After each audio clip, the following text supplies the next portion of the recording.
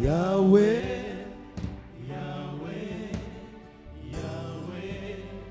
tu es le plus grand. Seigneur, c'est toi le plus grand. Au-dessus de tout. Mon Dieu, c'est toi le plus grand. Yahweh, Yahweh, Yahweh, tu es le plus grand. Seigneur, au-dessus de tout. Au-dessus de tout. Mon Dieu, nous voulons t'élever, te glorifier. Yahweh, Yahweh, oh, tu es le plus grand. Seigneur mon Dieu, Seigneur Jésus, nous t'élevons.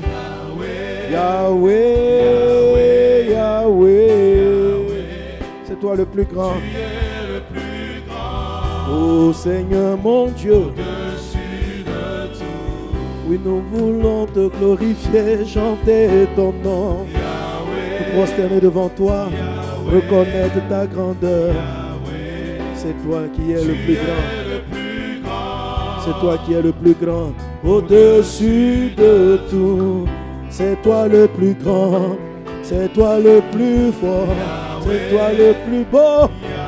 Oh Jésus, tu es le plus grand. Au-dessus de tout, je veux t'élever et chanter ton nom. Rebaya mamos mai de sarababa clarianda bro. Rekataya mama mama she. Roba brada soro baralake. Rabakataya mabra. Asakataya barababe. Oshorakata rababrada soro barala glorianda baba. Bemakataya da bros. Rabakataya babe. Shabarakata la barabra. Soro marala babra. Arabakataya dama. Asharabakata rababro. Seigneur mon Dieu, nous t'élevons. Yahweh, Yahweh, tu es le plus grand.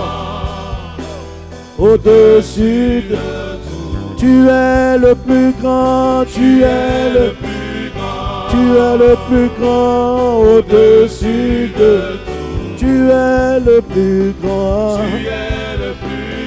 C'est toi le plus grand. Au-dessus de tout. Tu es le plus grand. Tu es le plus grand. Au-dessus de tout. Tu es le plus grand. Au-dessus de tout.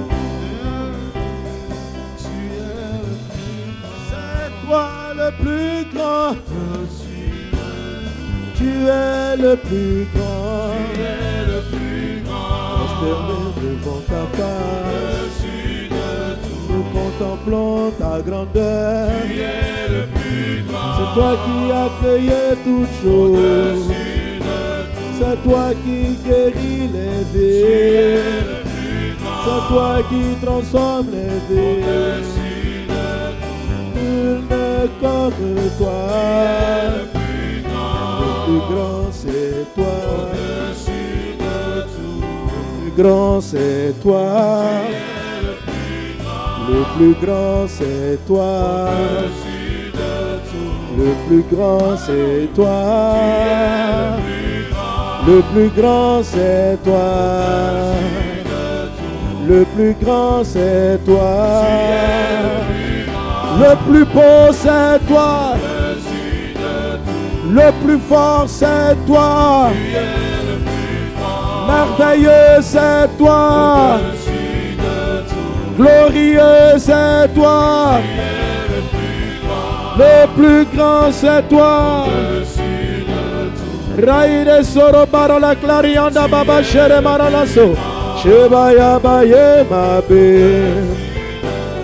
Robarianda brais madala. Oh, oh, oh, oh. Au-dessus de tout.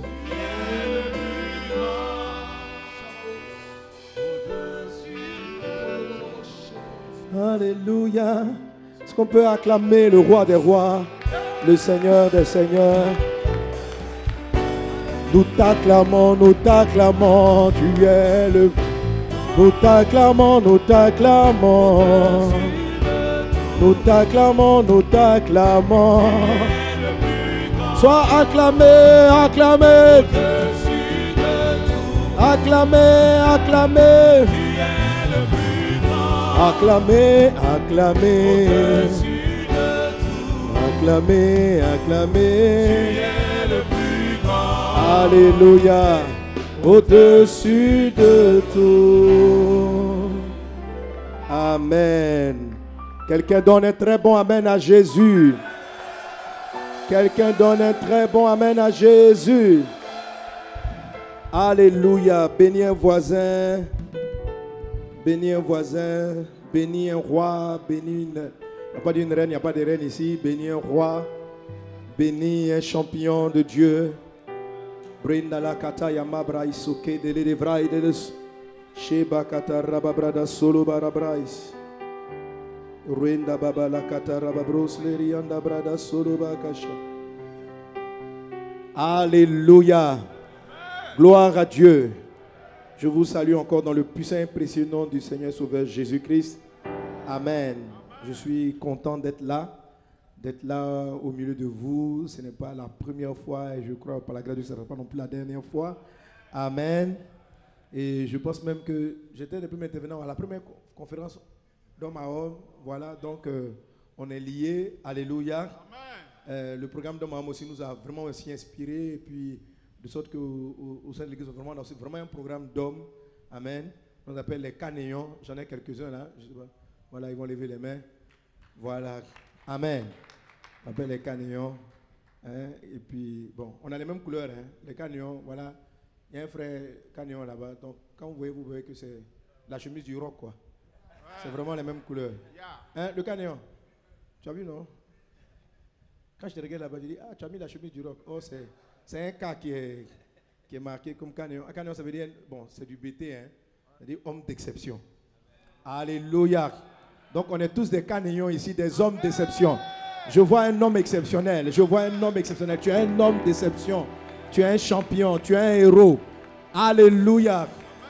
Gloire à Jésus. Amen. Amen. Et je veux rendre grâce à Dieu, comme on est dans l'expression des lions, pour un lion qui rugit puissamment et puis puissamment depuis longtemps. Alléluia. Gloire à Jésus.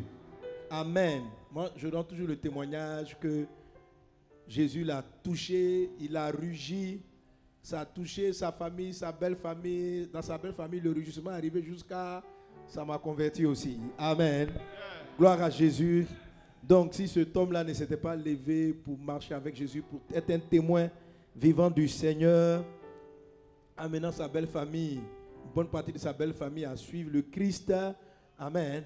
Donc, parmi les belles sœurs, il y a une qui m'intéressait dans le monde. J'étais dans le monde qui m'intéressait.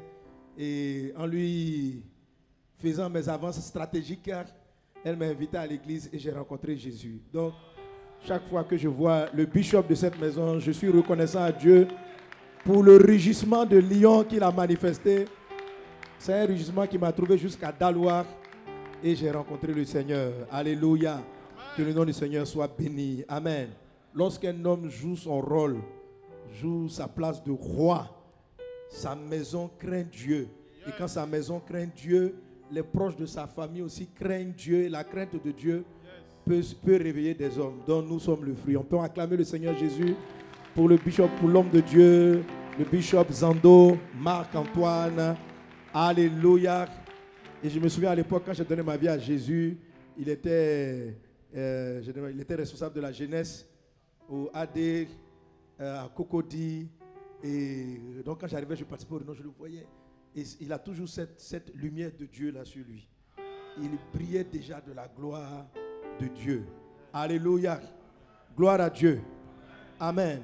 Et il brille tellement que même voilà, ses amis, les proches, je reconnais que Dieu a mis une marque sur lui. Amen. Donc quand je vois l'homme de Dieu Jean-Claude comme ça, alléluia. Bon, il disparaît, hein, mais c'est un ancien. Tout le monde sait que c'est un ancien. Amen. Donc, elle était présente de la jeunesse, les gens qui étaient là, voilà, donc, hein, voilà, et Et je veux bénir Dieu pour ta vie. Je veux vraiment rendre grâce à Dieu pour ta vie, pour ta fidélité, pour ton humilité. Amen. Pour son humilité. C'est un homme extraordinaire. Alléluia. Vous savez, quand il commence le rock, les deux sont d'abord des amis. Ce sont des amis. C'est les mêmes générations spirituelles à l'église. C'est tout un groupe. Bon, nous on est un peu plus jeunes, on arrive, mais on a des cocodis. Ce sont des amis. Et il y en a plusieurs ici. Mais à un moment donné, il faut avoir l'humilité pour reconnaître que Dieu a porté le doigt sur quelqu'un. Et puis arriver à le voir, non plus comme un ami, mais comme un père. Amen. Donc quelqu'un avec qui tu as évolué en amitié, vous avez fait l'œuvre de Dieu ensemble, vous avez opéré ensemble. Et à un moment donné, tu tournes le regard et tu le regardes, tu dis attention, je n'ai plus affaire à mon ami. Il y a quelque chose qui est venu sur sa vie. Et je reconnais ce manteau. Et Dieu me demande de suivre ce manteau. Cet homme-là n'est plus mon ami. Il est mon père dans la foi. Il est mon père dans le ministère. Je vais le suivre. Je lui serai loyal. Alléluia. Voilà. Pour moi, l'homme de Dieu Jean-Claude est un homme de cette carrure. Que Dieu se souvienne de toi. Amen. Voilà. En tout cas, je me disais qu'il fallait que je rende hommage. Voilà. Et puis, il y en a d'autres ici. Hein. Quand je regarde les frères qui sont dans l'église, il y a plusieurs qui sont de cette période. Amen. Et qui sont là, fidèles ici, dans cette vision du rock. Oui, on est tous ensemble, parce que le rock a commencé en 2002, Vazon en 2002. Donc, on est des églises sœurs. Et je me souviens quand on commençait, on se battait.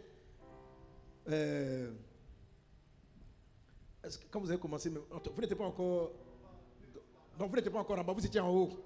Vous étiez en haut avant de descendre on était en haut là-bas. Donc, Bishop Zando venait, il dit bon, on doit travailler, les premières formations de nos leaders, les premiers responsables.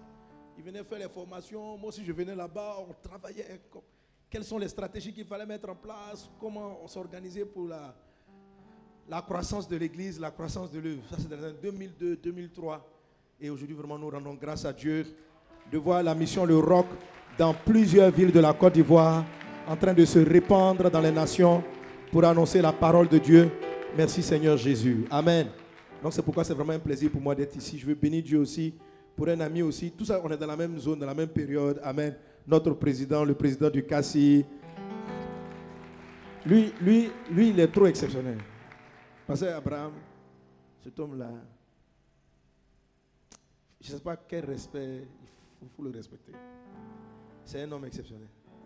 Il a un cœur extraordinaire. Il a un cœur extraordinaire. Il a un cœur extraordinaire. C'est-à-dire, il faut des hommes comme ça pour cimenter l'œuvre de Dieu en Côte d'Ivoire. C'est-à-dire, sans ces gens-là, le pays va perdre beaucoup. C'est-à-dire, c'est comme une courroie de transmission, quelqu'un qui permet d'équilibrer, de ne pas... Je ne sais pas, il y a tellement de grâce que Dieu a déposé dans sa vie et on peut acclamer le Seigneur pour le président de CACI. Alléluia. Voilà. Donc, si tu cherches au CACI là-bas, normalement, il y a des renouvellements de mandat, mais si on demande à nous tous là, est-ce que vous voulez qu'il y ait un nouveau président? Tout le monde va crier sur toi. Non, on va te taper même. Il ne faut même pas essayer d'imaginer, d'oser nous suggérer quelqu'un d'autre. Alléluia. Tellement il est exceptionnel. Que Dieu te bénisse, homme de Dieu. Merci pour ta présence. Merci pour tes sacrifices pour le royaume de Dieu et pour le travail aussi exceptionnel que tu fais. Amen. Dans ce domaine. Alléluia. Alors donc nous sommes assemblés ici pour parler de... Quelqu'un peut rappeler le thème? Prendre sa place de roi. Alléluia. Prendre sa place de roi. Amen. Merci Saint-Esprit. Mets les mots de ma bouche. Au nom de Jésus. Amen. Alors le thème que je vais aborder dans Prendre ta place du roi, je vais dire à quelqu'un, l'homme ne porte pas de voile. L'homme ne porte pas de voile. Ne te voile pas. Alléluia. Voilà. Amen. Un homme ne doit pas être voilé. Alléluia. Dis à ton voisin, enlève le voile. Enlève le voile. Autrement dit, pour pouvoir récupérer, pour pouvoir prendre la place du roi, il faut ne pas être voilé. Alléluia. Alléluia. Le voile dont nous parle le Seigneur dans la parole de Dieu est ce qui, pour moi, a causé depuis l'origine des problèmes à l'homme et à l'humanité. L'humanité est à la dérive parce qu'il manque d'un représentant de Dieu, il manque d'un roi. Lorsqu'il n'y a pas de roi, il n'y a pas de vision. Parce que le roi, c'est celui qui porte la vision. Le roi, c'est celui qui établit les règles, les règles dans l'environnement de son règne. Si tu te trouves en tant que chef de famille, pourquoi on parle des hommes en tant que roi? Parce qu'un homme en tant que chef de famille est roi dans sa maison. Il est celui qui oriente, qui donne la vision. Il est celui qui conduit. Il est celui qui écoute Dieu. Et tout à l'heure, en parlant de voile, en détaillant l'aspect du voile, je détaillerai certains éléments certains éléments. Alléluia. Je vais t'inviter à ouvrir parce que quand je dis ne porte pas ton voile, amen. Quand je dis ne pas porter de voile, tout le monde a plus ou moins une idée de la référence, des références. Et je veux nous conduire donc à ouvrir 1 Corinthiens chapitre 11 à partir du verset 2. Amen.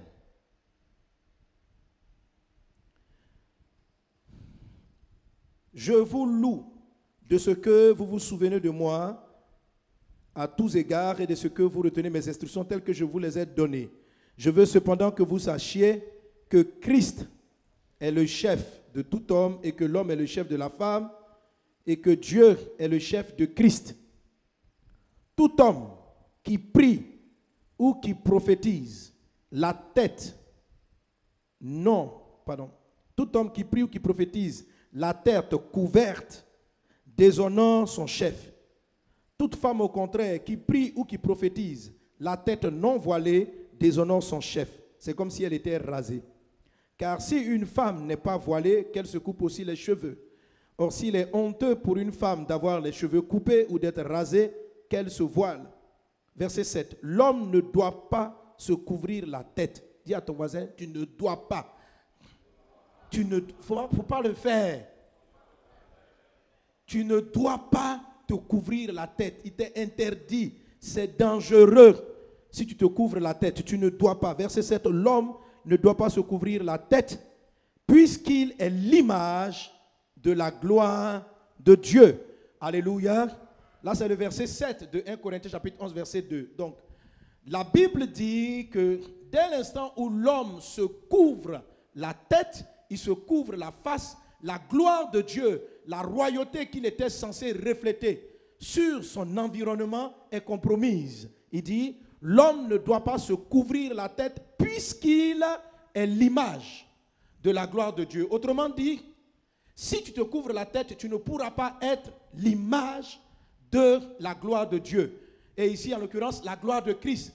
Nous connaissons la parole de Dieu qui dit, l'homme est le chef de la famille, Marie, aime ta femme comme tu as aimé l'église. L'homme ne peut pas refléter l'image de Jésus, qui est le chef de l'église. Il ne peut pas répercuter cela sur sa famille, sur l'environnement social et professionnel sur lequel Dieu l'a établi.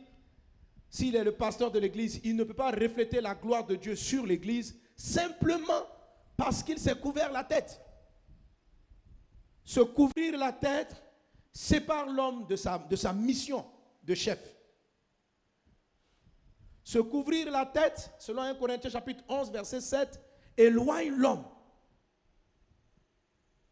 de son pouvoir, de tout ce que Dieu lui a donné. Parce que être l'image de la... On dit, c'est très fort ce passage. L'homme ne doit pas se couvrir la tête puisqu'il est l'image de la gloire de Dieu. Ce n'est pas simplement Dieu, mais il est l'image de Dieu dans sa gloire. Il est l'image de Dieu dans sa beauté. Donc cette image, cette beauté, cette capacité, les choses que Dieu aurait voulu lui remettre, l'homme n'est plus à même de les refléter. Dieu dans sa gloire, c'est le Dieu beau, puissant, pourvoyeur. Un homme qui se couvre la tête, Dieu qui pourvoit à nos besoins. Un homme qui a la tête couverte ne pourra pas pourvoir aux besoins de sa maison. Un homme qui a la tête couverte, Dieu est celui qui nous révèle notre destinée, nous partons. Un homme qui a la tête couverte ne saura pas orienter sa famille. Un homme qui a la tête couverte ne peut plus... En fait, tout ce que Dieu fait de manière glorieuse, lorsqu'un homme a la tête couverte, il n'est plus à même de manifester cela. Dis à un voisin, ne porte pas de voile. Ne porte pas de voile. Amen. Donc l'homme ne doit pas se couvrir la tête puisqu'il est l'image de la gloire de Dieu, tandis que la femme est la gloire de l'homme. En effet, l'homme n'a pas été tiré de la femme, mais la femme a été tirée de l'homme. Et l'homme n'a pas été créé à cause de la femme, mais la femme a été créée à cause de l'homme. Verset 10, c'est pourquoi la femme, à cause des anges, doit avoir sur la tête une marque de l'autorité dont elle dépend. Toutefois, dans le Seigneur, la femme n'est point sans l'homme, ni l'homme sans la femme. Car de même que la femme a été tirée de l'homme, de même l'homme existe par la femme et tout vient de Dieu. Alléluia. Gloire à Jésus. Amen, amen, amen. Tu ne dois pas te couvrir la tête. Alors ce passage de 1 Corinthiens chapitre 11 a très souvent été utilisé pour faire des discussions théologiques sur l'importance que la femme se couvre la tête avec un voile ou ne se couvre pas la tête avec un voile. Et souvent ce débat-là a fait oublier l'essence même de ce dont l'apôtre Paul était en train de parler. Alléluia. Il dit dans son texte en substance que le voile est une marque. Il est la marque pour la femme qu'elle dépend d'une autorité. Et il est la marque qu'elle doit être soumise. Donc en fait, le message de l'apôtre Paul, dans son truc, il parle de la soumission de la femme avec la marque de, c'est-à-dire, le voile n'est pas la soumission, mais c'est un signe, un peu comme l'alliance du mariage. Amen. Si je suis marié, je mets une alliance pour signaler que je suis marié. Si j'enlève la bague, c'est comme si j'étais célibataire. Même si on peut être marié, ce n'est pas la bague qui fait le mariage. Est-ce qu'on est ensemble? Alléluia. C'est chaque coutume, chaque période a eu ses marques de mariage. Amen. Dans nos traditions à l'époque, il n'y avait pas d'alliance, il n'y avait pas de bague comme ça. Mais on pouvait savoir qu'un homme était marié ou qu'une femme était mariée. Donc il y avait une marque qui faisait qu'elle appartenait à. Ça c'est juste le symbole. Mais en substance, ce que l'homme de Dieu est en train de parler, c'est le fait que le voile marque quelque chose par rapport à la femme et le fait que l'homme ne la porte pas au prix veut dire un message. Alléluia. Autrement dit, tu peux être voilé sans avoir un tissu sur la tête. Tu peux être voilé sans avoir un tissu sur la tête. Et il y a beaucoup d'autres passages qui parlent du voile. Beaucoup d'autres passages parlent de ce voile. Il ne s'agit pas d'abord, pour moi, il ne s'agit pas d'un voile physique, mais d'une affaire spirituelle. Est-ce que nous sommes ensemble? Alléluia. Gloire à Dieu. Alors, c'est quoi la tête? Qu'il fallait la tête. L'homme ne doit pas avoir la tête. La tête, c'est l'organe qui coordonne tout le reste du corps. La tête, c'est l'organe qui a la plupart des 5 sens. Sinon, les 5 sens, c'est la tête qui voit, qui donne la vision, l'orientation. Avoir donc la tête voilée, c'est ne plus voir. Ou c'est voir de manière floue. Mais vous savez que le voile, à leur époque, ce n'était pas un foulard. Il y a une différence entre les foulards et puis le voile. Est-ce qu'on est ensemble? Le foulard couvre les cheveux. Le voile couvre la tête. Les cheveux plus la tête. Amen. Donc il couvre la vue, il couvre la bouche, il couvre les oreilles. Alléluia. Quand Dieu dit que la femme doit avoir la tête voilée, il est en train de lui dire que ce n'est pas à toi de porter la vision. Et que l'homme a la tête dévoilée, l'homme doit prendre la vision. C'est-à-dire la femme doit voir de manière floue. Et elle laisse sa vue à son homme.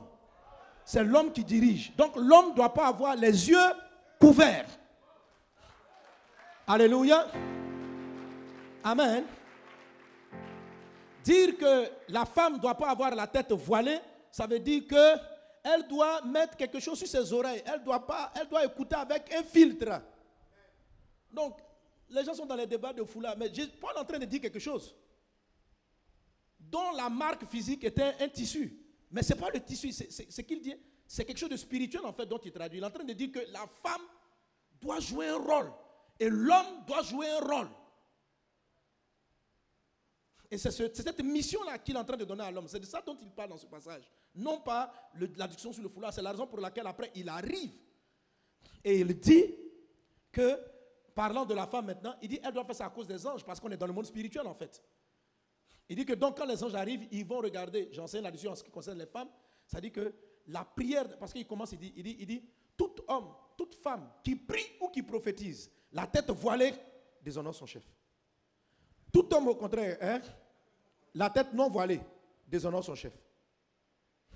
Ça veut dire toute femme qui prie ou qui prophétise sans être soumise. Toute femme qui prie ou qui prophétise sans que ses yeux soient couverts. Toute femme qui prie ou qui prophétise sans que ses oreilles n'aient le voile. Toute femme qui prie ou qui prophétise parce que le voile couvre la bouche.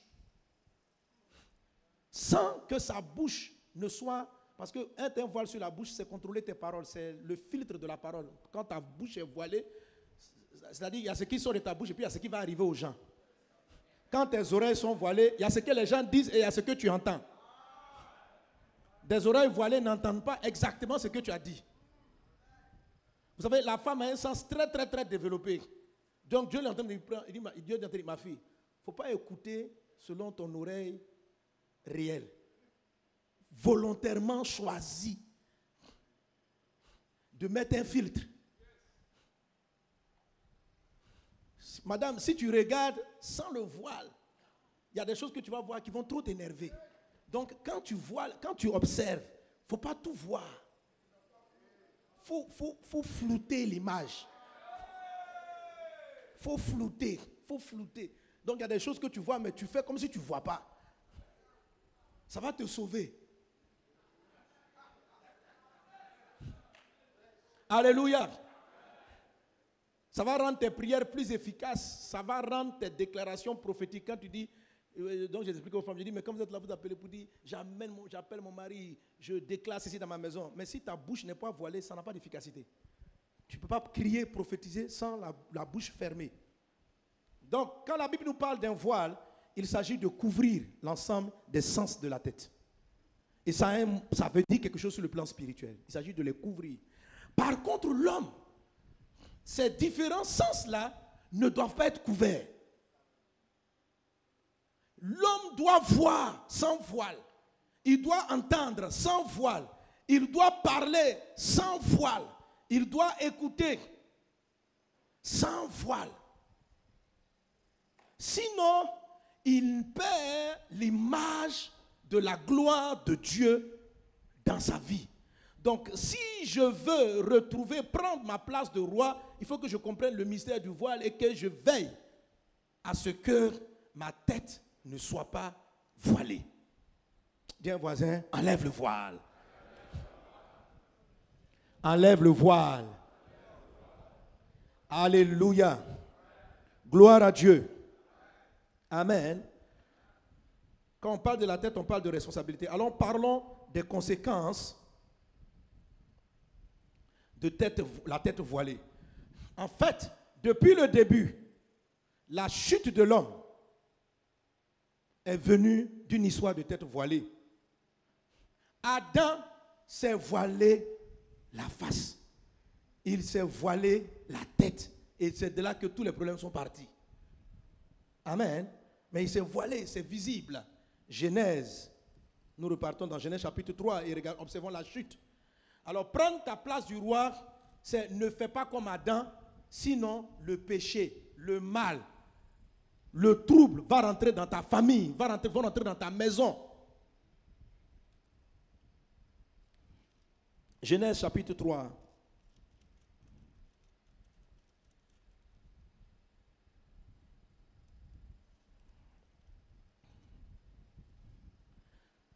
Alors, c'est un passage que nous connaissons. Je lis. Le serpent était le plus rusé de tous les animaux des champs que l'Éternel Dieu avait fait. Il dit à la femme, Dieu a-t-il réellement dit, vous ne mangerez pas de tous les arbres du jardin?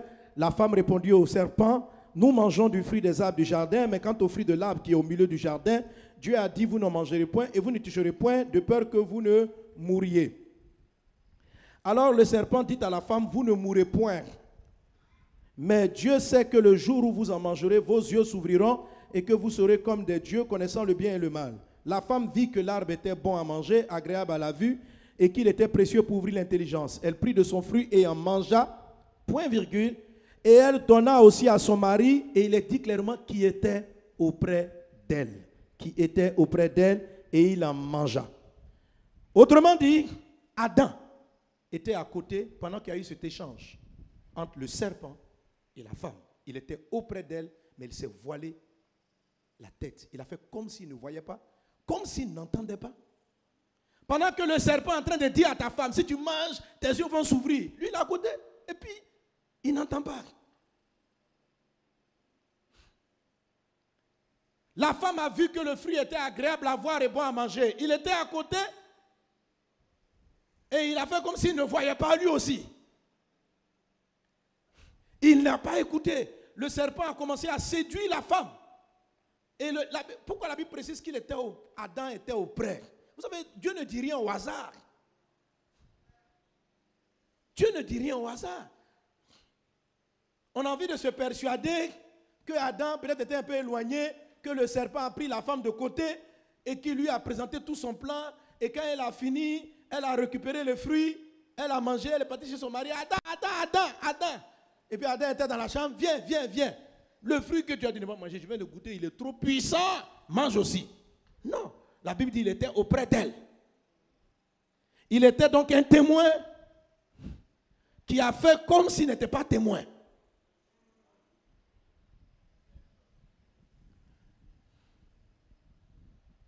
Adam avait la tête voilée. La Bible dit, un homme qui prie, qui prophétise, la tête couverte, déshonore son chef. Et si ta tête est couverte, tu vas empêcher la gloire de Dieu. Autrement dit, tu vas laisser accès au diable et à tous les problèmes qu'il envoie. Aujourd'hui, malheureusement, notre monde encore souffre parce que le voile persiste sur nos têtes. Prends ta place de roi, ôte le voile.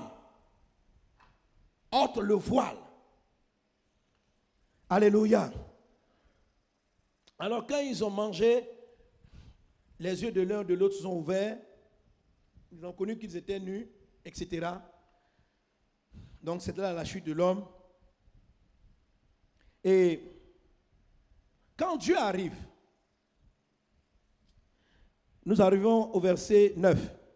Non, au verset 8. Il est dit, alors ils entendirent la voix de l'Éternel Dieu qui parcourait le jardin vers le soir, et l'homme et sa femme se cachèrent loin de la face de l'Éternel. Dieu au milieu des arbres du jardin, la face de l'Éternel, Dieu, au milieu des arbres du jardin. Verset 9. Mais l'Éternel Dieu appela l'homme et lui dit, où es-tu? Alléluia. Est-ce que Dieu a appelé Ève? Il appelle l'homme. Frère, c'est profond. Vous allez vous rendre compte que tout à l'heure, je vais arriver sur un monsieur qui a enlevé le voile. Joseph, le mari de Marie, la mère de Jésus. Si vous observez, on va lire le texte tout à l'heure, vous allez vous rendre compte que les premiers songes, Dieu les donne à Marie. Mais dès l'instant où Joseph accepte de prendre Marie, Dieu ne parle plus à Marie. Dieu s'adresse directement à Joseph. Dieu a dit à Marie seulement, tu vas être enceinte. Quand elle a eu la révélation, il dit, Joseph, c'est ta femme, il faut la prendre. Quand Joseph l'a prise, tous les autres songes directionnels, allez ici, allez vous cacher en Égypte, quittez l'Égypte, mettez-vous ici. Tout a été donné à Joseph, pas à la femme. Amen. Est-ce qu'on est ensemble? Est-ce qu'on est ensemble? Alléluia. Gloire à Dieu. Malheureusement, c'est ce que Adam n'a pas fait. Donc, quand Dieu arrive, quand Dieu appelle ta famille, ta maison, il appelle, c'est l'homme qui l'appelle. Même si c'est qu'il a créé la Ève pour qu'elle soit avec l'homme. Mais quand il appelle l'homme, en même temps, ça sous-entend qu'il appelle la femme. Et donc, Dieu appelle l'homme. C'est Adam qui l'appelle. Il dit, où es-tu? Il n'a pas dit, où êtes-vous? Verset 10, il répondit, j'ai entendu ta voix dans le jardin et j'ai eu peur parce que je suis nu et je me suis caché. L'Éternel te dit, qui t'a appris que tu es nu? Est-ce que tu as mangé de l'arbre dont je t'avais défendu de manger? L'homme répondit, la femme que tu as mise auprès de moi. C'est là qu'il a vraiment tout gâté. La femme que tu as mise auprès de moi m'a donné de l'arbre et j'en ai mangé. Et l'Éternel Dieu dit à la femme, pourquoi as-tu fait cela? La femme répondit, le serpent m'a séduite et j'en ai mangé. Verset 14, l'Éternel Dieu dit au serpent, pourquoi tu as fait, puisque tu as fait cela, tu seras maudit entre tout le bétail, entre tous les animaux des champs. Tu marcheras sur ton ventre et tu mangeras de la poussière tous les jours de ta vie. Je mettrai inimitié entre toi et la femme, entre ta postérité et sa postérité. Si tu t'écraseras la tête, tu lui blesseras le talon. Je augmenterai les soins de tes grossesses, etc. Amen. Alléluia. Alors, quand Dieu pose la question, mais comment tu sais que tu es nu? Adam, donne le coupable. Il fuit ses responsabilités. Il ne dit pas, Dieu, je m'excuse, je demande pardon. J'ai mangé le fruit. Mais il explique à Dieu d'où vient le fait qu'il ait mangé le fruit. Dans les faits, il a raison. Mais devant Dieu, il n'est pas responsable. Alors, comment est-ce qu'un homme restaure sa place de roi? Comment est-ce qu'un homme prie, prophétise, dirige la tête non couverte? La première chose, donc, la tête fait référence à la responsabilité. Alléluia. Dis à ton voisin, première chose, prends tes responsabilités. En fait, en vérité, c'est le premier point. Amen. Mais il y a un point qui précède. Le point qui précède, c'est reviens vers Dieu, reconvertis-toi. Alléluia. Amen. La restauration de l'homme dans sa place de roi, dans sa place de chef, commence par sa restauration de la communion réelle avec Dieu. Parce que l'homme, la tête dévoilée, est l'image de la gloire de Dieu. C'est-à-dire, Dieu doit être vu dans ta maison. Amen. Amen. Donc, pour que Dieu soit vu, il faut que toi-même tu le vois. Donc, il faut que toi-même, tu te convertisses. Je parle à quelqu'un. Tu peux fréquenter l'église. Tu peux même marcher à côté du pasteur et ne pas être né de nouveau. Pour prendre ta place de roi, tout commence par te réconcilier avec ton Créateur. Ne te trompe pas toi-même. Tu n'es pas chrétien. Tu peux pas fréquenter l'église. Tu n'es pas chrétien si tu trompes ta femme. Si tu vis dans l'adultère, tu n'es pas chrétien. Tu n'es pas fils de Dieu. Le chemin que tu as pris te mène à l'enfer, à la perdition, au jugement, à la condamnation. Ne dis pas, si j'agis de la sorte, c'est parce que ma femme fait ceci, c'est parce que ma femme fait cela. Ça, c'est le point numéro 2. C'est un manque de responsabilité. C'est un manque de responsabilité. Reviens réellement à ton Dieu dans une vraie vie chrétienne. Pas dans une vie chrétienne de façade. Et si quelqu'un est là qui n'a jamais entendu parler de ce message, donne-toi à Jésus maintenant. Tourne-toi vers le Christ. Convertis-toi. Dieu va te restaurer. Dieu va te repositionner. Dieu va te positionner.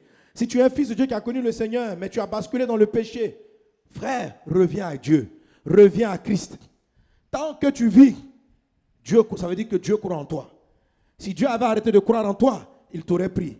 Mais s'il te laisse vivant, c'est pour te donner l'opportunité de te repentir, de changer et de reprendre la voie de l'homme. Dieu ne t'a pas choisi femme, Dieu t'a choisi homme. Parce que Dieu compte sur toi pour être responsable. Dieu t'a choisi pour diriger cette femme, cette famille, ses enfants. Dieu t'a choisi pour les conduire à bon port. Dieu t'a oint. Avant que tu ne naisses, il dit, je te connaissais, je t'avais établi. Mais dans notre cas ici, on va dire, je t'avais établi homme. Jérémie chapitre 1, verset 5, à la position d'homme. Dieu nous avait établis. Avant que nous ne soyons formés dans le sein de notre mère, parce que c'est dans le sein de notre maman que le sexe se forme.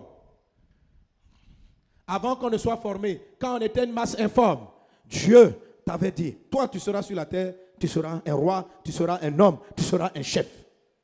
Tu as été choisi pour être un chef. Tu as été appelé à être un chef.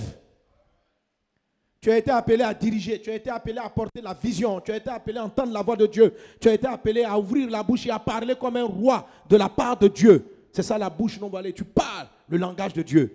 Alléluia. Tu as été appelé. Amen, amen. Donne un bon amen à Jésus. Amen. Et si tu as perdu cette autorité parce que tu as péché, parce que tu t'es détourné de la voie de Dieu, c'est pas la peine de crier à la maison, de dire je suis le chef, je suis le chef. Avant de te faire respecter comme chef, respecte Dieu qui est ton chef. Tourne-toi vers lui. C'est lui qui élève, c'est lui qui te positionne, c'est lui qui te donnera l'autorité des chefs. Tu n'as pas d'autorité sur ta famille parce que toi-même, tu ne respectes pas l'autorité de Dieu. Tu as l'impression que tes enfants ne t'écoutent pas. Ta voix ne les touche pas. Ta voix ne peut pas les orienter. Et quand je vais arriver sur la bouche voilée, tu vas voir que c'est ça. Un homme qui a la bouche voilée, sa voix n'est pas entendue dans la maison. Un homme qui a la bouche voilée, il dit à ses enfants, allez à l'école, les enfants ne vont pas. Il dit à sa femme, j'aimerais que la maison soit comme ceci. Elle dit, ah, ta bouche est voilée, c'est pour ça qu'on ne t'entend pas. Il faut dévoiler ta bouche. Alléluia. Une bouche voilée n'a pas d'autorité. Une bouche voilée n'est pas suivie. Une bouche voilée, ça dit tu parles, mais c'est comme si... C'est comme... La femme n'a pas d'autorité sur la maison. Si elle parle, voilà. Un papa, maman peut dire, va te laver, va te laver. Quand papa se lève, il dit, à la douche. Il ne dit pas 2 fois. Mais un homme qui doit trop crier dans la maison, j'ai dit dans la maison, waouh, waouh, waouh, quand je parle, personne ne m'écoute. Mon frère, ça va être ta bouche est voilée. Enlève le voile. Je vais t'expliquer comment on enlève le voile et tu verras que ta bouche va parler. Alléluia. Tu seras entendu.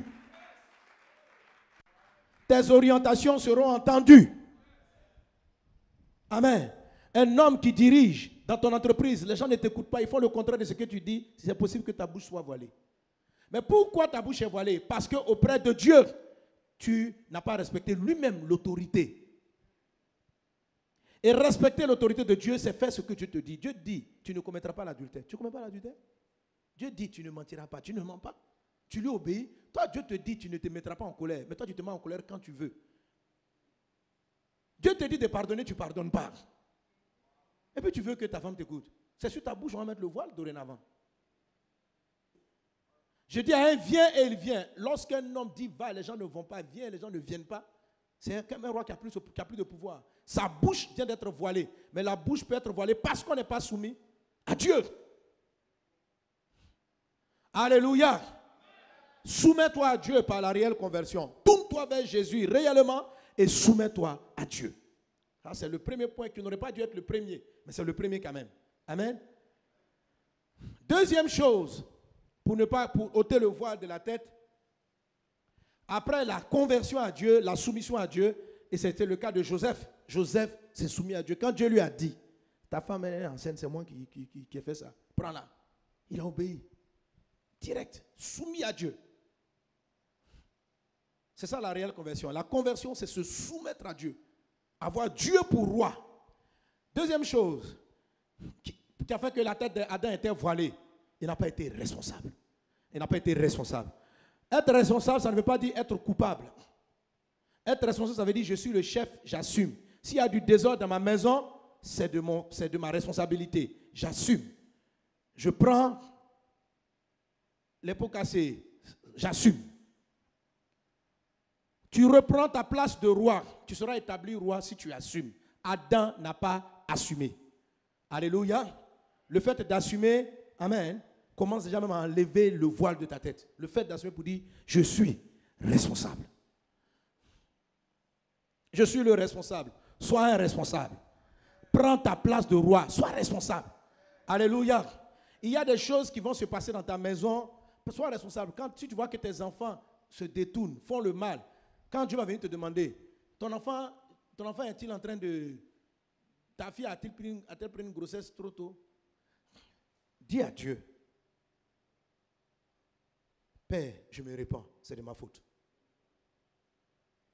Ne viens pas t'arrêter devant Dieu dans la prière en disant non, c'est une petite fille, c'est un garçon, je lui parle, il ne comprend pas. Je lui ai dit, tu n'es pas responsable. Dès l'instant où tu donnes la responsabilité de ce qui arrive dans ta maison au coupable, tu perds ta place de roi. Parce que Dieu sait très bien que c'est ta fille qui est partie prendre la grossesse. Pourquoi il ne va pas dire pourquoi tu as pris la grossesse? Pourquoi c'est Adam qu'on appelle? Vous pensez que Dieu ne savait pas qu'ils allaient manger le fruit?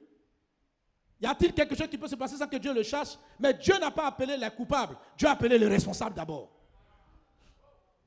Quand il y a quelque chose qui se passe dans ta maison, Dieu n'appelle pas le coupable, il appelle les chefs. Alléluia. S'il y a un problème, tu diriges un département de l'église, le pasteur principal n'appelle pas l'élément qui a fait la faute, il appelle le chef du département. Quand tu es chef de département, tu es responsable. Quelqu'un travaille sous toi, s'il est bizarre, tu prends la faute et puis tu vas chercher Dieu. Parce que je t'assure, qu'une fois que vous acceptez la responsabilité, Dieu va commencer à vous parler. Il va te dire comment on corrige le problème. Dès l'instant où tu dis, il faut faire la différence. C'est pas parce que responsable ne veut pas dire coupable. Le coupable, c'est quelqu'un, mais tu es responsable. C'est-à-dire, on t'a établi roi, on t'a établi chef. De ce fait, tu assumes. Tu prends les honneurs, tu prends aussi les humiliations. Quand on dit le groupe a bien travaillé, on te félicite. Mais toi, tu sais à l'intérieur que pour que le groupe travaille bien, c'est un frère qui est à l'intérieur, mais qui joue bien. Mais c'est parce que toi aussi, tu l'as laissé s'exprimer.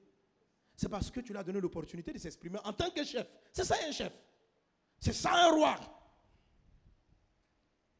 L'homme doit prendre sa place du roi en décidant d'être responsable. Mes amis, la responsabilité, là, c'est une grande chose qui permet à Dieu de te parler maintenant, dorénavant, de te donner des révélations, de te dire comment corriger le problème, de te dire comment régler.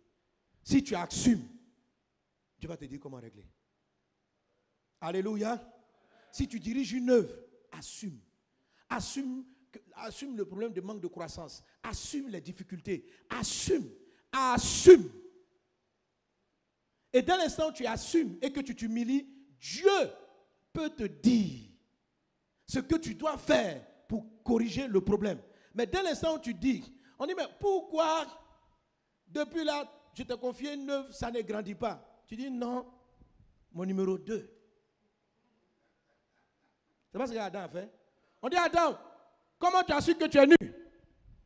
Ma femme, la femme que tu as mise. Vous voyez, directement, il amène Dieu vers le coupable. Pourquoi? Et c'est très souvent, on fuit. C'est-à-dire que Dieu sait que c'est Ève qui a écouté le serpent. Dieu sait que c'est elle qui a mangé le fruit en premier. Dieu est au courant. Dieu le sait. Mais c'est toi qui es le chef. Assume. Pourquoi il y a un désordre dans ta maison? C'est ma femme. Ce que je lui dis, elle ne fait pas. Moi, je dis aux enfants, allez à gauche. Elle, derrière mon dos, elle dit aux enfants, allez à droite. Tu as trouvé le coupable. Mais qui est responsable? C'est toi. Si, qu'est-ce qui s'est passé? Lorsque Adam a refusé le bâton de responsabilité, le bâton est parti chez la femme. Dieu dit à la femme, comme lui, il est innocent dans l'histoire.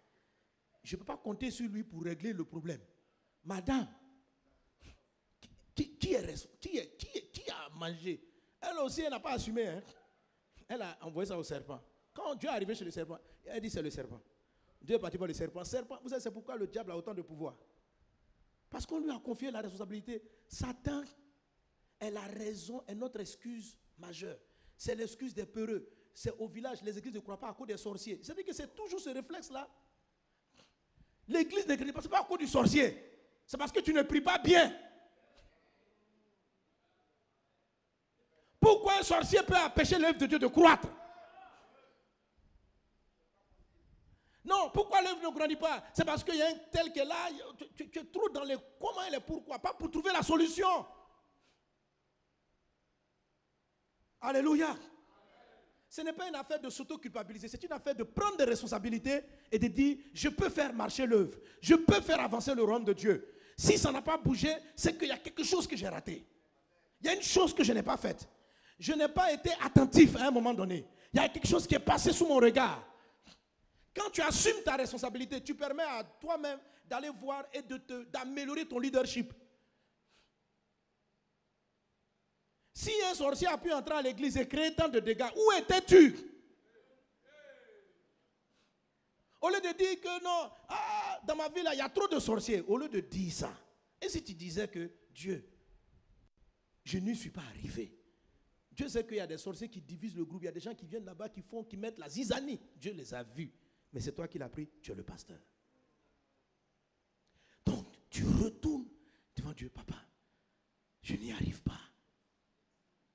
Aide-moi. Tu m'as mis chef, c'est pour régler ce genre de problème. Tu m'as mis chef. Je te dis quoi, Adam? Je te mets dans le jardin pour le cultiver et le garder. Est-ce que tu as gardé? Est-ce que tu as gardé? Comment le serpent a fait pour venir parler à ta femme? Est-ce que tu as gardé? Il faut vous sentir responsable. Responsable de chaque échec qui est sous votre manteau. Responsable de chaque revers. Responsable, pas forcément coupable, mais juste responsable. Et une fois qu'on est responsable, le ciel va s'ouvrir et te parler. Parce que maintenant, le voile, c'est le fait de ne pas voir comme tu dois, de ne pas assumer la responsabilité.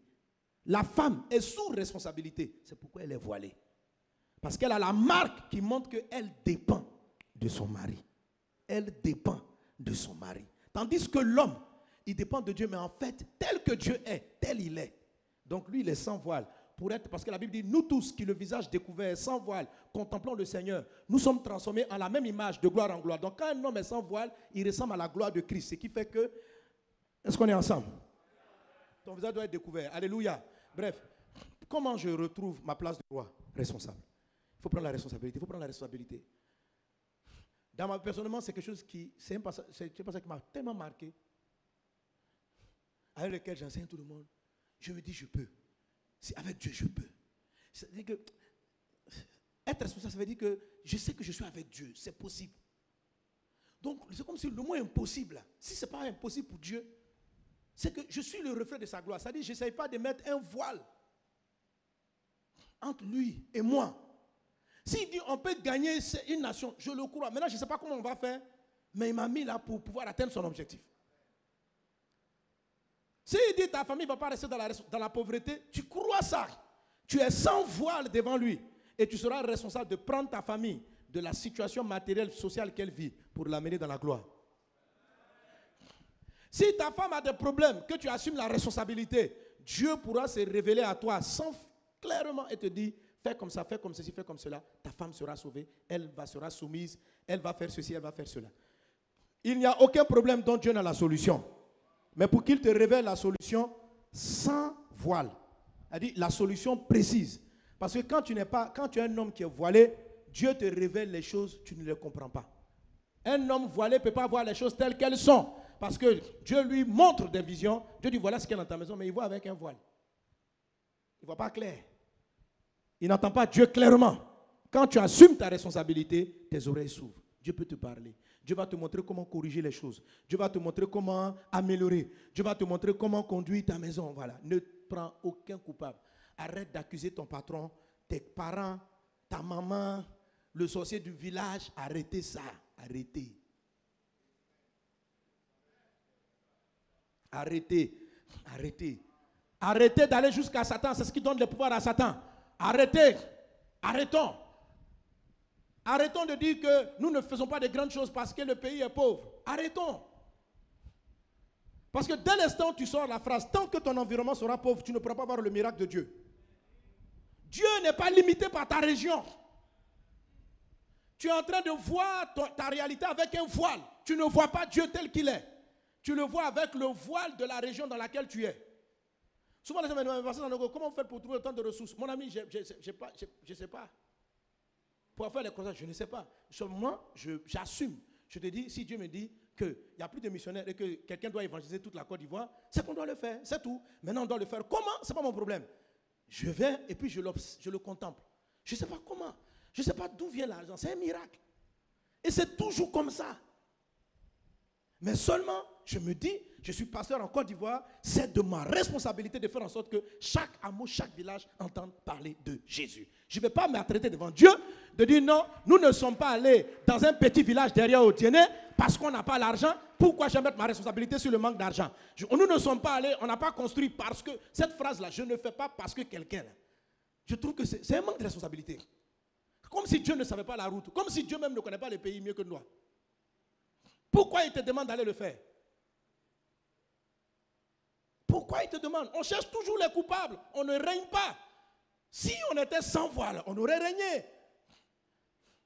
Tu vas aller évangéliser là-bas. Non, Dieu, tu vois, je ne vais pas parce que je n'ai pas l'argent. Si j'avais l'argent, donne-moi l'argent. Donc on a dit, Dieu, tu vois que tu es ignorant. C'est ce qu'on entend dire. Hein? Tu ne sais pas que le pays est pauvre. Tu ne sais pas qu'il y a ça. Tu ne sais pas qu'il y a ceci. Regarde la phrase qui dit, la femme que tu as mise à côté de moi. Pour dire que c'est toi qui l'as placée là. C'est toi qui lui as donné ce caractère. C'est toi qui as fait ceci. C'est toi qui as fait cela. Donc si elle n'était pas là, si elle n'était pas comme ça, je n'aurais pas mangé le fruit. Ce sont les boucs émissaires. C'est ce qui fait qu'on ne règne pas. Le règne, ce n'est pas ton règne. C'est Dieu qui règne au travers de toi. À un moment donné, quand tu enlèves le voile, tu le vois tel qu'il est. Et tu vas commencer à marcher sur un nuage. Parce que tu vas voir que lui, il est un chef, il prend ses responsabilités. Et il est fidèle. Il est fidèle. Je rends souvent le témoignage. J'arrive en Centrafrique en croisade d'évangélisation. Il nous manque à peu près 20 millions. On a fini la croisade, 1 mois de campagne. Dans l'ensemble, on a dépensé, on n'était pas loin de 1 demi-milliard, près de 500 millions. D'où est venu l'argent? Mon frère, je ne sais pas.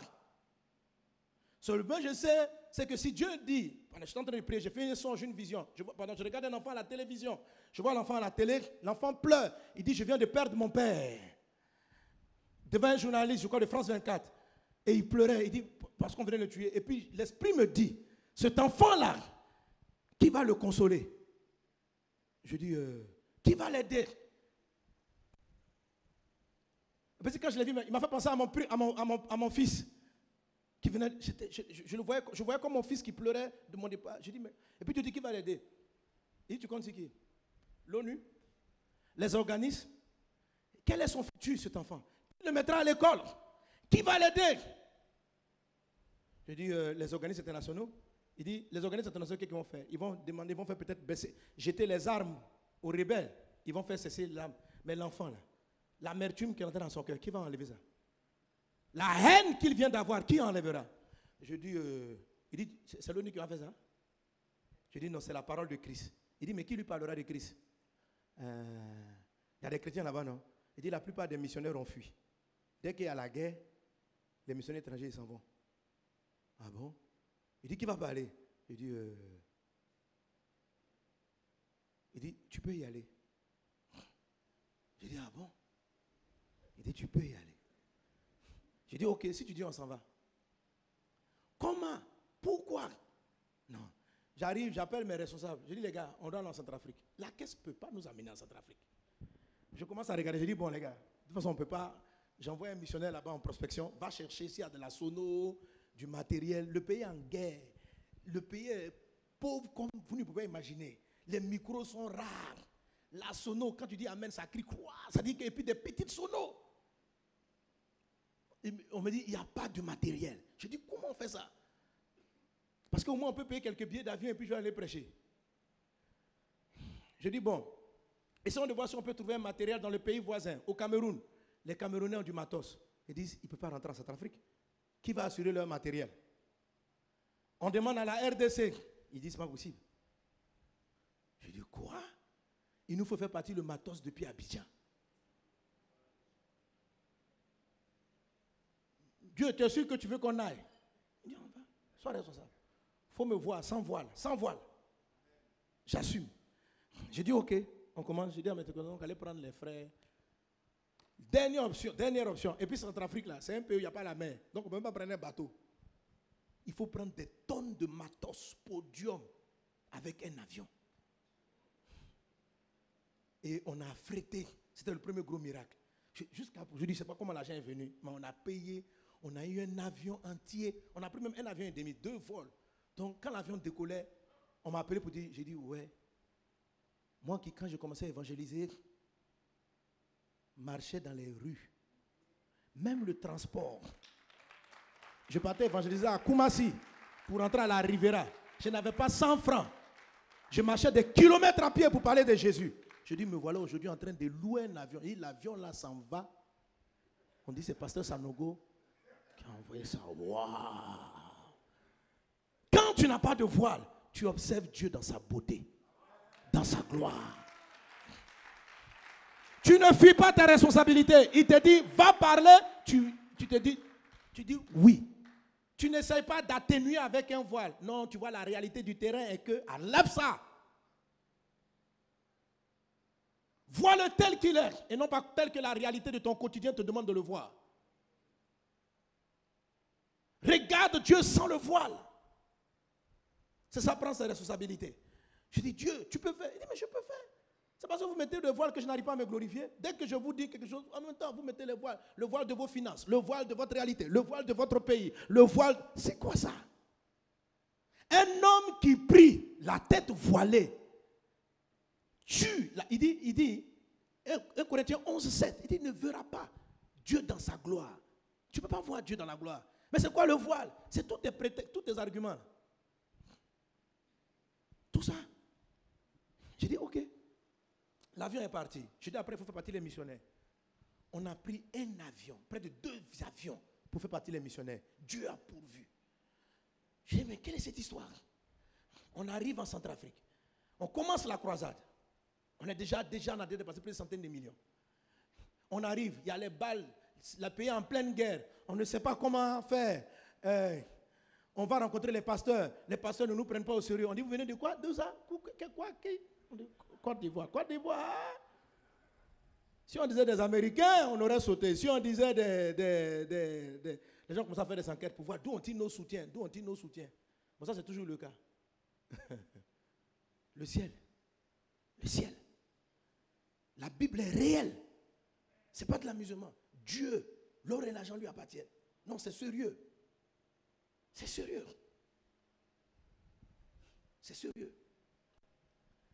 Et on part, on arrive dans le pays, on commence la croisade avec le peu. Chaque jour, on envoie à manger. À un moment donné, comme ça tire dans la ville, à partir, il y a un couvre-feu. Donc les gens viennent tôt.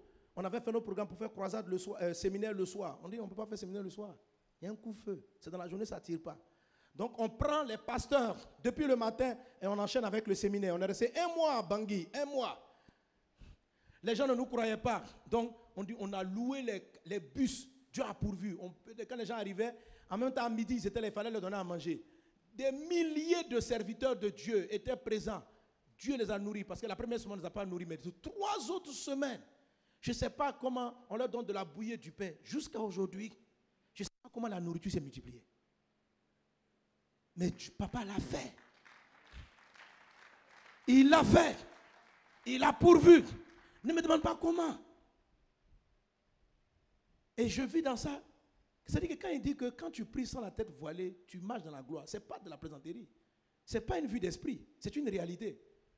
Quand vous vous sentez responsable de ce que Dieu vous a confié, responsable de l'évangélisation de votre région, responsable du salut de votre famille, responsable, une fois que tu enlèves le voile, tu dis j'assume, c'est moi qui dois le faire. Il va te parler, il va t'établir roi. Mais si tu fuis, non, j'ai pas moi, j'ai pas l'argent, trouve les gens qui ont l'argent, trouve les gens qui ont ceci, il s'en va vers eux, il ne vient plus vers toi. Et tu vas constater qu'il y a d'autres gens qui règnent, pas toi. Oh, c'était ta responsabilité. Qui va évangéliser la Côte d'Ivoire? Les Américains encore?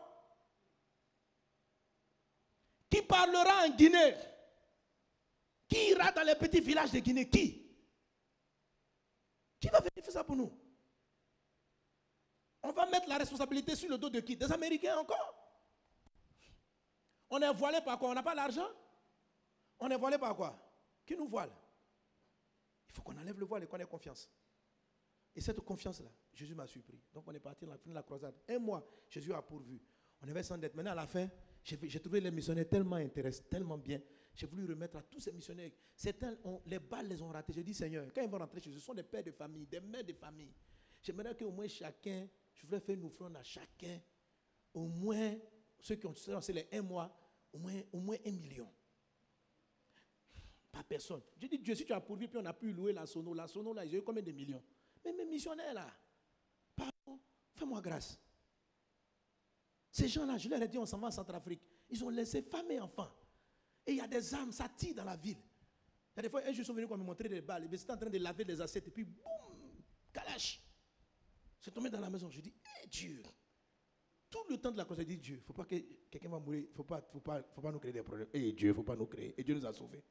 Amen. Je pense que vous comprenez le principe. Je vais aller vers la fin. Vous comprenez? Je crois que vous comprenez l'ensemble des choses. Amen. Et Dieu a pourvu. Dieu a été là. Alors, quand il me fallait, donc on devait solder un matériel, parce qu'il fallait louer les cars, louer un certain nombre de choses. Et puis plus le programme prenait de l'ampleur, plus le pays se rendait compte. On dit, qui sont ces gens? Des dizaines de bus loués. Première semaine, deuxième semaine, troisième semaine. Alors là, la présidente me reçoit. Ouais.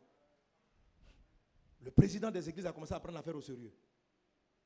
Et puis, programme propre, organisé. La sono qu'on a fait descendre depuis Abidjan. Je ne sais pas si vous avez déjà vu ça à Bangui. Parce que Dieu n'a pas joué aussi. Et quand tu vois le podium, quand on a déposé le truc, on dit, hein, c'est américain ou bien c'est africain? C'est les fils du royaume. Alléluia. Donc, le chef de l'État me reçoit, le ministre me reçoit. On dit, vous êtes venu prier, vous êtes venu de Côte d'Ivoire? On dit oui. Je parle avec la dame. Je dis à la dame, je reçois une révélation, je lui donne la révélation. Le jour où elle devait venir, elle dit, à la fin de l'événement, je vais venir faire un discours. Elle m'appelle la nuit.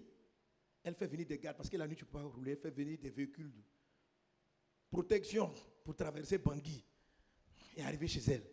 Elle dit, pasteur, je veux prier pour mon pays. Je dis, on va demander à Dieu pardon. Et on va faire. Donc, on écrit la prière de la dame. On travaille. Je prie pour elle, on prie toute la nuit. On me ramène à mon hôtel. Le lendemain, elle veut venir. Bah, les rebelles commençaient à tirer dans la ville. Et avec la garde, c'était l'armée rwandaise qui faisait sa sécurité. Ils lui disent, madame, on ne part pas au programme de Pasteur Sanogo, on ne part pas. Or, elle avait appelé tout le gouvernement, les opposants, à cette cérémonie-là. Il y avait le séminaire, mais elle venait s'arrêter devant pour dire devant tout le monde, je dédie la Centrafrique à Jésus.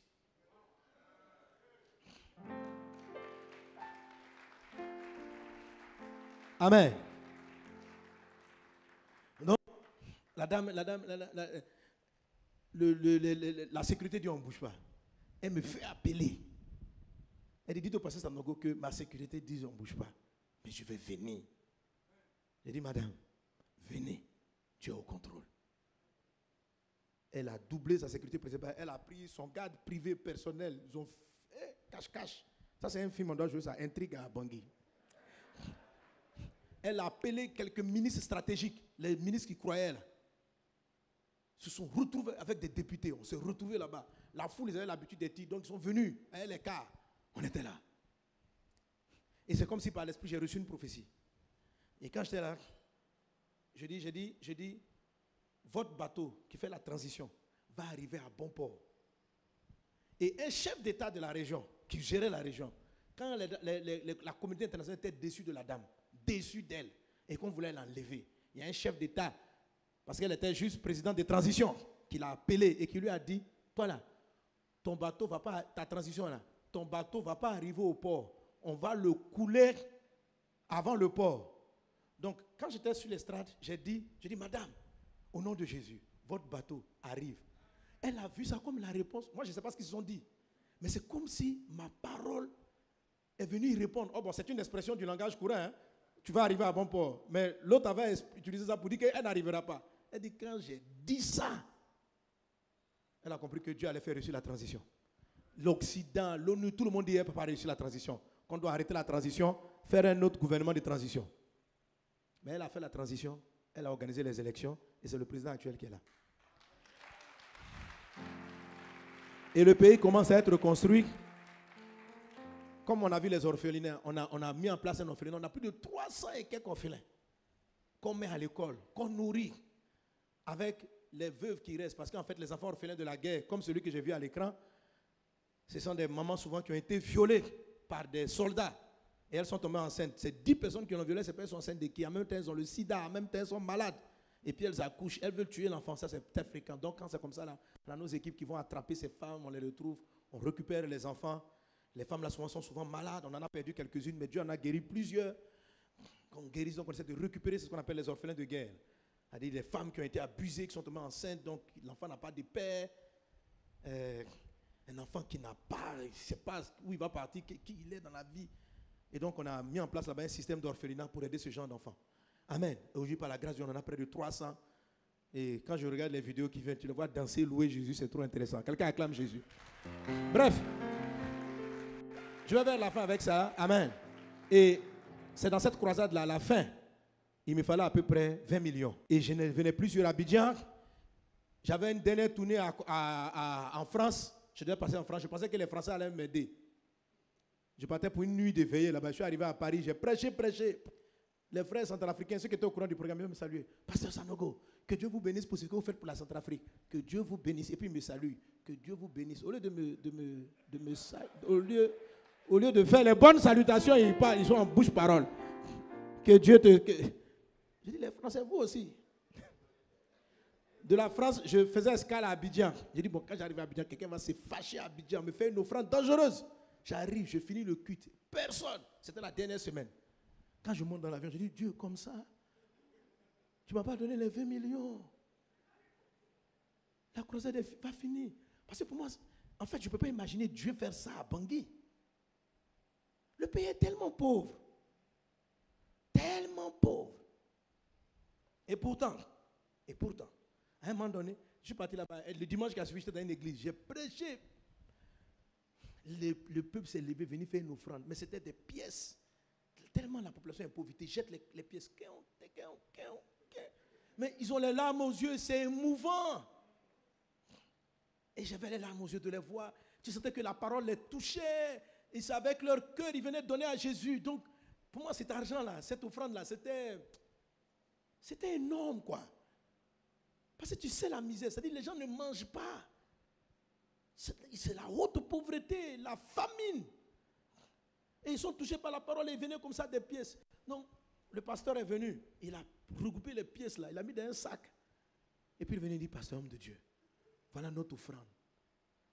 J'ai pris ça, j'avais les larmes aux yeux. Merci Jésus. Merci Jésus. Et le sac était lourd. Donc je rentrais ça à l'hôtel. Et puis quand je rentrais à l'hôtel, il y a une dame qui s'approche. Elle dit, homme de Dieu, que Dieu vous bénisse pour ce que vous faites pour notre pays. Elle donne aussi un sac lourd. Je dis, 2 sacs lourds.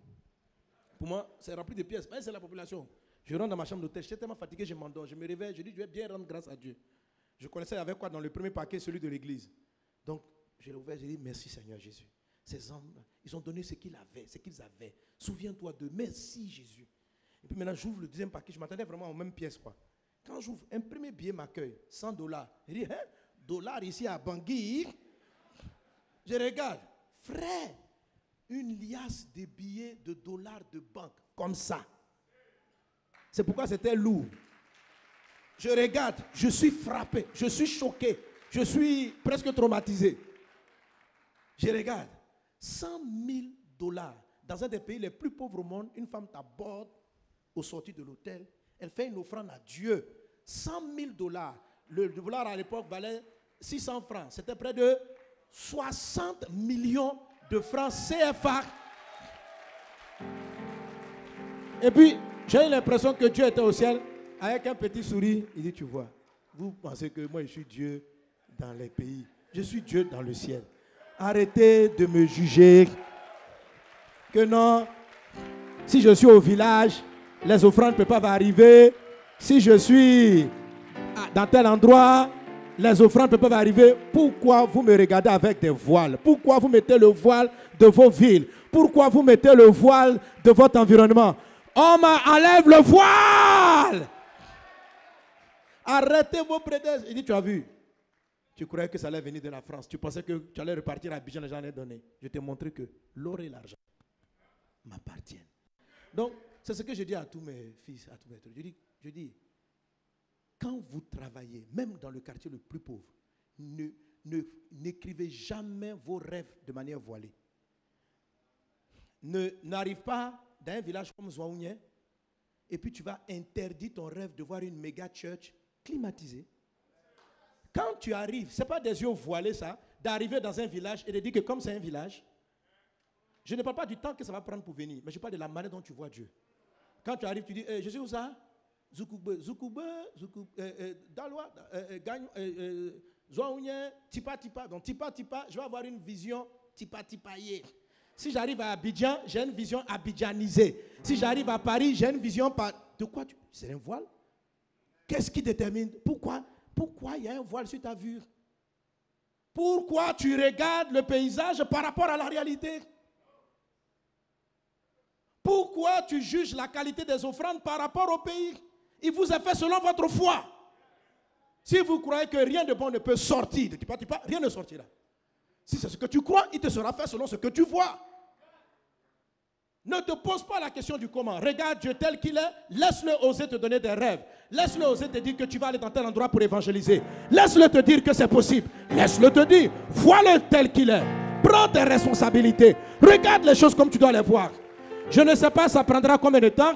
Je ne sais pas comment. Le voile, c'est le pourquoi et le comment qu'on pose là. C'est ça qu'on appelle le voile. Parce qu'on ne sait pas comment Dieu va pourvoir, alors on lui interdit de pourvoir. Il dit, comme je ne sais pas par où il passera, donc je lui dis que ce sujet-là, on le met hors de jeu. Cherchons un autre sujet. Là où je sais par où tu vas passer, c'est ce que je peux m'autoriser. Comme je sais, quand je regarde les finances de notre communauté, je regarde la réalité de notre terrain. La réalité de ton terrain, c'est ton point de départ, mais ce n'est pas ton point d'arrivée. Ma réalité, c'est ce que j'ai. Mais mon rêve, je dois le voiler. Pourquoi mettre un voile devant un rêve? Je suis un roi, je suis un chef. Je dois prier, je dois parler, je dois prophétiser sans voile. Un homme, si la femme qui prie ou qui prophétise la tête voilée déshonore son chef, l'homme prie et prophétise la tête non voilée. Je m'arrête, j'enlève le voile et je déclare, dans ce village, ici, il y aura des routes, il y aura ceci, il y aura une église. Le village fait combien d'habitants? 60 000 habitants. Je vois dans 20 ans une église de 20 000 places climatisée. Bien, je vois des véhicules devant. Ose prophétiser sans voile.